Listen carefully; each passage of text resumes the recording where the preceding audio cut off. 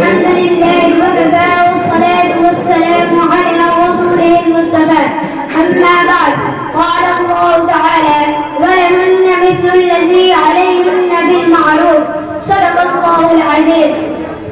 محترم حضرات اور میرے مکتب ساتھیوں، السلام علیکم ورحمۃ اللہ وبرکاتہ. آج سے 1400 سال پیچھے چلے جائے جب لڑکیوں کو زندہ دفن کرنا فخر کی بات سمجھی جاتی تھی، جب عورتوں کو صرف عیش کا ایک سامان سمجھا جاتا تھا، جب عورت کا ظاہر معاشرہ عورتوں کو رنگ محفل سمجھتا تھا، جب ماؤں بہنوں کا عزت خاک میں ملائی جا رہی تھی، جب یورپ میں اپنی اس بات پر تحقیق جاری تھی کہ عورت بھی انسان ہوتی ہے یا نہیں، جب افلاطون جیسا فلسفی یہ کہہ رہا تھا کہ ہاں عورت میں بھی جان ہوتی ہے، جب بکرات جیسا دماغی یہ کہہ رہا تھا کہ عورت ایک کنڈا ہے جو مردوں کو پھنسانے کے لیے بنایا گیا ہے، بس دنیا میں کوئی ایسی شام نہ تھی جو عورتوں کو تذلیل پر ختم نہ ہو، اور کوئی ایسی صبح نہ تھی جو عورتوں کو غم کا پیغام نہ لاتا ہو.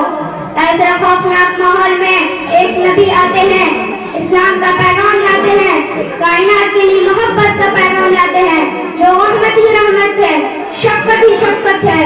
وہ اس ظالم معاشرے کے خلاف ایک و تنہا کھڑے ہو جاتے تھے اور پوری طاقت کے ساتھ اعلان کرتے تھے، لوگوں عورتوں پر ظلم و ستم بند کرو، وہ بھی تمہاری طرح ایک انسان ہے.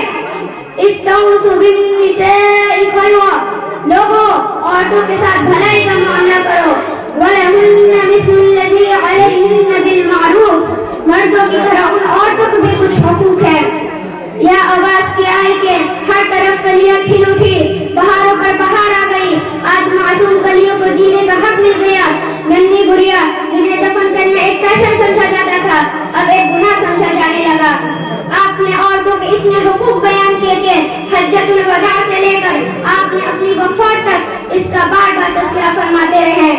مردوں کو عورتوں کو محافظ بنا دیا، ان کے حقوق نگراں قرار دیے، اور ایسے اصول بنائے کہ رہتی دنیا اس کی مثال نہیں لائی جا سکتی. چنانچہ آپ کے فرمائے کے مطابق عورت اگر مانے تو فرمایا الجنت تحت اقدام امہاتکم، جنت تمہاری ماؤں کے قدموں کے نیچے ہے. عورت اگر بیٹی ہے تو اسے والدین کے لیے جہنم سے بچنے کا ذریعہ بنا دیا. عورت اگر بہن ہے تو اسے بھائی کے لیے محبت اور رحمت بنا دیا. عورت اگر بیوی ہے تو اسے ایک طرف باعث سکون قرار دیا اور دوسری طرف فرمایا خیرکم خیرکم لأہلہ، تم میں سب سے بہتر وہ ہے جو اپنی بیوی کے ساتھ اچھا ہو. عورت اگر عام مسلمان خاتون ہے تو اسے اسلام بہن بنا دیا اور حکم دیا کہ ان سے اپنی نظروں کو نیچے رکھا کرو.